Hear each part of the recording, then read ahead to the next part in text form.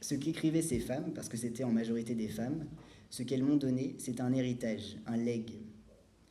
Tout ce que j'avais traversé et vécu et perçu et ressenti, sans qu'il soit possible de donner une forme à ces pensées, parce qu'il n'en était fait nulle mention dans les endroits de savoir dans lesquels j'avais évolué, comme si ces questions n'existaient pas, étaient formulées, réfléchies, pensées, prononcées. Et ces mots, ces phrases, ces textes étaient des armes. Elles étaient une armée de sororité intérieure.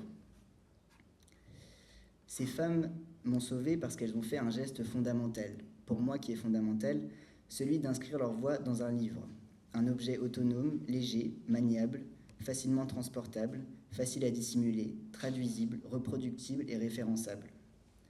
Un objet qui a donc le pouvoir de transmettre et démultiplier des voix, et de faire en sorte que les personnes qui en ont le plus besoin le trouvent, le lisent, et en voient leur existence et ses possibilités transformées et réactualisées.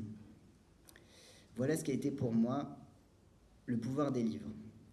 Ce qui est nécessaire quand tout est nécessaire. C'est une citation de Mary Oliver, une poétesse américaine qui est aussi évidemment lesbienne. Donc j'avais commencé de former ce que j'appelle ma constellation littéraire, mon propre ancestrage, un néologisme que j'invente ici pour l'occasion pour dire les ancêtres que je me suis donnés, une généalogie queer.